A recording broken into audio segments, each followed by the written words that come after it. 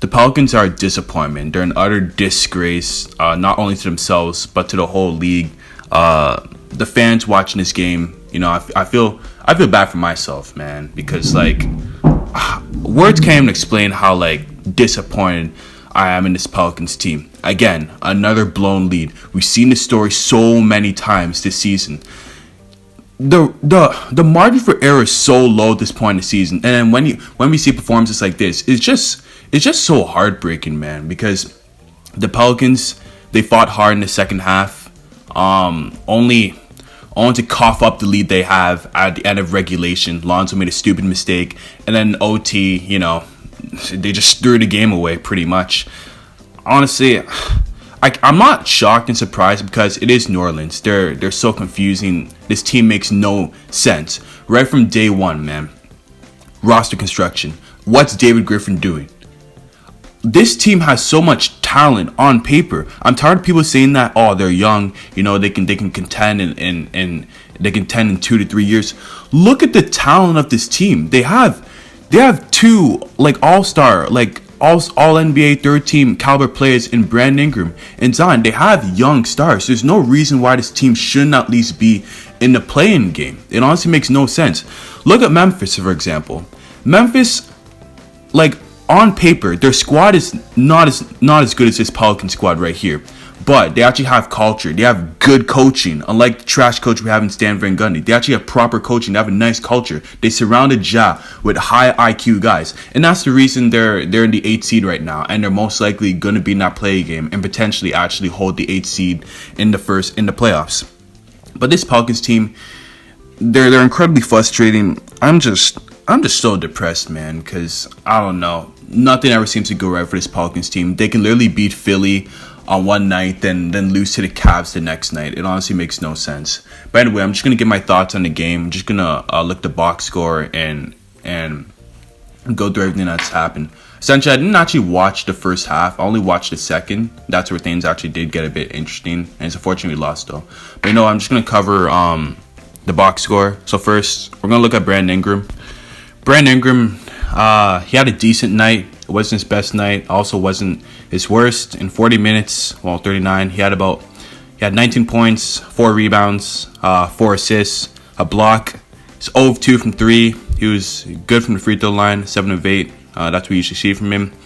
And obviously from the field, he was 6 of 18. So that wasn't too good. That's 33%. We need more from BI, in games like this.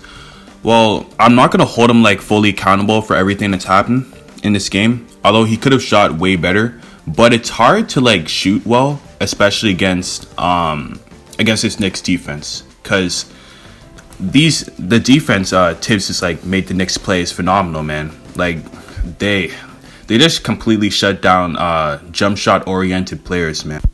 They get good contests up, and they're really physical, they're really handsy. They make it tough on you to get buckets, and BI definitely felt that from the Knicks this game. Because if you look at the Knicks, they have I'm pretty sure they have a top 3 defense in the league. They might even be number 1. I don't know. I'm gonna have to check the stats later.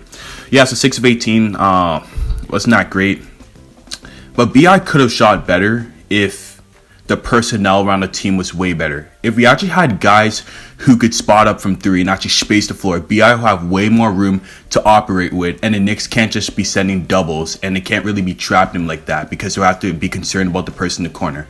Again, another game where the Pelicans don't make seven threes, right? They're 6 of 27. That's not going to get it done as a team. It's essentially a 2v5 a 2v5 there with Brandon Ingram and Zion, because right now no one can really space the floor consistently, and that's a problem we have. BI was 0 of 2 the 3-point line. We need him to be better in games like this. Every game now is a must win for the Pelicans. They need to go into some type of win streak. They even want to look the playing game.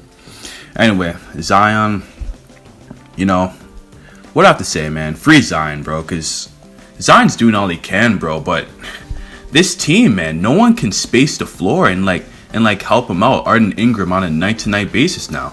I mean, Zion, he had 42. He played 42 minutes, a lot of minutes. We needed every minute from that because without Zion on the floor, our team was garbage offensively. He had 34 points, 9 rebounds, 5 assists, 2 steals.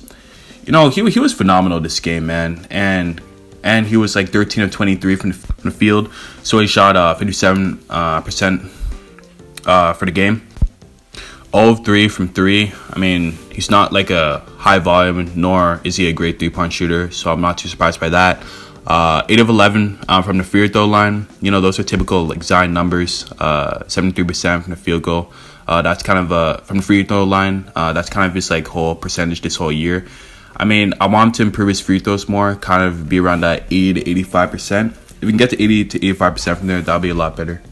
But man, he did all he could, man, because he was carrying them offensively, and it's wild to think he was still efficient despite having like a very slow start to the game. Because I don't know what the refs were doing. The refs were just swallowing their whistles. They weren't giving him any calls, but he officially like broke through in that second half, and he was one of the main reasons, along with Eric Bledsoe, that we were still in the game. And we actually had a lead late. He was the main reason that happened. He had 2 turnovers. Yeah, that was a pretty clean game, man. 2 personal fouls. Overall, he played a good game, and I was really impressed with his defense on Julius Randle. He didn't foul him. He stayed down. He didn't buy for the pump fakes. He handled Julius Randle's physicality well, and I was impressed. I was impressed with Zion's defense, man. Like, I just feel so bad for this kid, bro, because he's doing all he can. Like, you can see he wants this team to get into the playoffs, but if guys around you are not motivated or not like and they don't want to win, there's only so much you can do. Honestly, if we can't build a competent roster around Zion Williamson, by year 4, man, he's gonna sound a different team, and the Pelicans are gonna be screwed, bro. I'm telling you. Anyway, Steven Adams, 10 points, 14 rebounds, 3 assists, 5-7 from the field. You know, Adams had a great game. He had a pretty good game. He could have been better from the free throw line, though. 0 of 2. We need him to make those free throws. But, you know, he stepped up. You know, those offensive boards were huge. He came through with the offensive boards. So credit to Steven Adams. Pretty nice game. Lonzo Ball, man. I mean, I know he's on minutes restriction and it's hard to find rhythm, but still, he has to find a way to be more effective in the game when his jumper is not falling. You know, 5 points, that's not going to get it done in 27 minutes. That's just not going to get it done. 7 rebounds, 3 assists. He had a nice alley-oop to Zion. He was good defensively, apart from the final play of regulation, where Derrick Rose was going in for a layup. Just let him take the layup. You guys are still up 1. They'll foul you, make your free throws, and that's the game. But for some reason, Lonzo had a huge brain fart. He decided to stunt and kind of go at Derrick Rose. Derrick Rose saw that, passed it off to Bullock. Lonzo's ready on the recovery, and Bullock just drained a 3 in his face. And here we are in overtime. Lonzo Ball cost the Pelicans this game. This should have been over in regulation, but Lonzo Ball just made a really, really bad mistake. And a mistake like these can't be happening this late into the season, especially when you're trying to fight for a playoff spot. So yeah, I mean, if the Pelicans don't make to the playing games, this would be a moment we'll look back on and say, if he had done this, the result could have been different. Anyways, you know, he's 2 of 9 from the field. I don't know what's going on with Lonzo as of late. His jumper is just not there. I don't know. I think he's just in the shooting slump right now. 1 of 5 from 3. He needs to space the floor better, especially now without Nah and Josh Hart in the lineup. We need Lonzo shooting, so he really has to step up for that next game. Hopefully he can go back to his normal self, because I believe he's in a really bad shooting slump right now. Ever since that game versus Houston where he made 8 threes, he was hyping himself up, you know, posting on social media about like his career night, and which he should have. But you gotta back that up in like the games after, and since then he's been atrocious from 3. So I just hope he can find his rhythm again. It also doesn't help that he was on a minutes restriction, because it's hard as a player to like be playing 5 minutes in each quarter, and then playing 5 minutes at the start of a quarter, then having to wait to play the final 5 minutes of the next quarter, like missing. Like 11 minutes of game time is almost like 3 hours in the real world, man. So, yeah. Eric Bledsoe, right? Usually Bledsoe's garbage, but today he actually had a solid night. 22 points, 4 rebounds, 4 assists. He was 8 of 20 from the field. He really kept us in it. He really helped bring us back, especially to start off that in that third quarter. He scored like I think 8 straight points, and he was huge. But you know, in the fourth quarter he kind of faded a bit, and overtime he definitely faded. He was 3 of 9 from 3, 33%. That's all right, but we need guys to really start shooting like 40%, 50% from 3 in these games, man. He's perfect from the free throw line. So, you know, Bledsoe was all right this game. He actually stepped up, which is kind of surprising because usually you don't see that from Bledsoe. All right, Najee Marshall, 9 points, 2 boards, 3 assists, 2 of 7 from the field, 1 of 3 from 3, 4 of 4 from the free throw line. I mean, he was all right.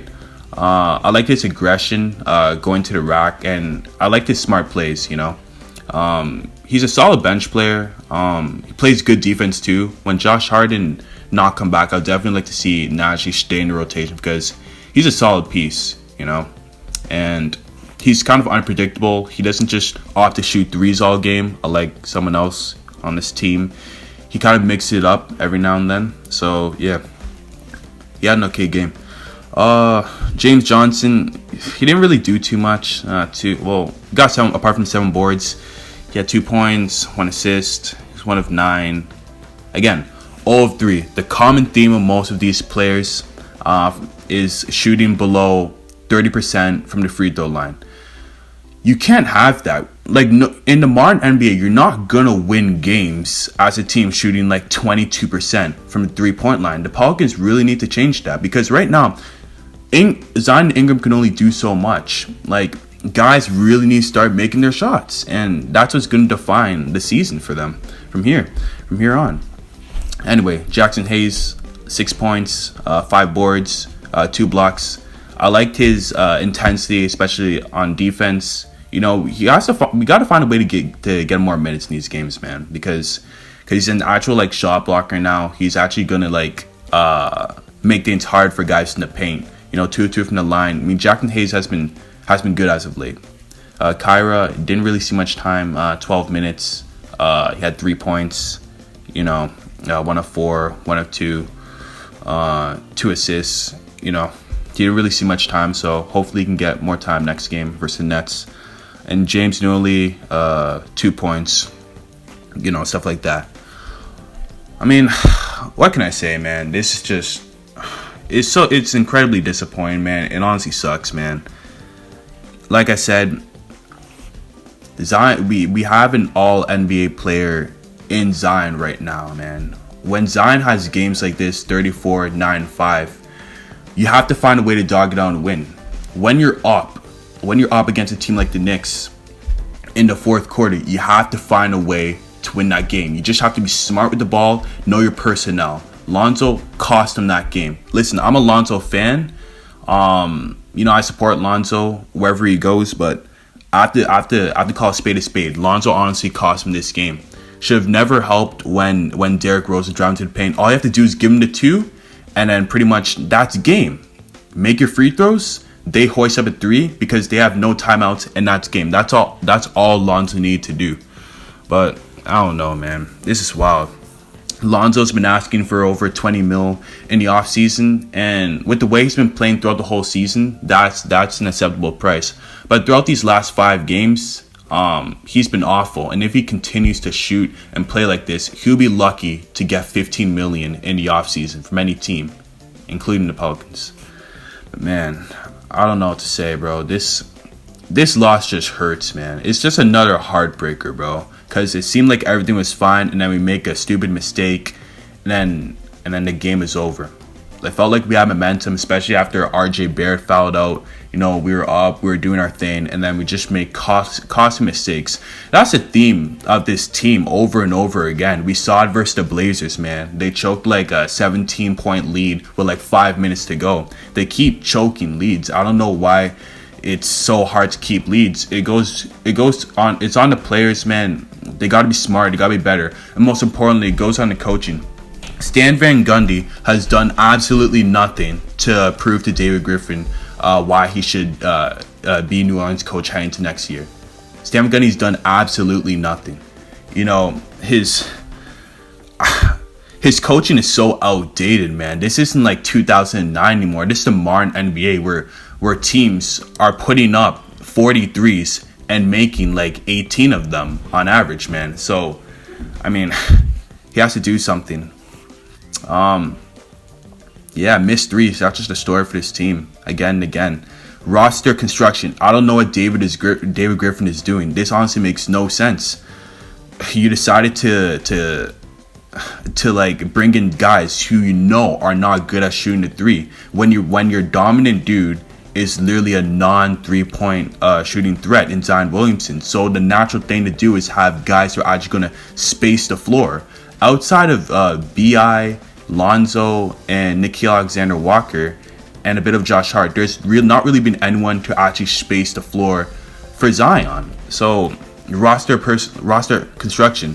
We knew that heading into the season, but I just didn't expect this team to be this bad, man, and this disappointing. But anyway, it's been your boy, The Shot Clock. I just need to get this out there, man. Anyway, peace.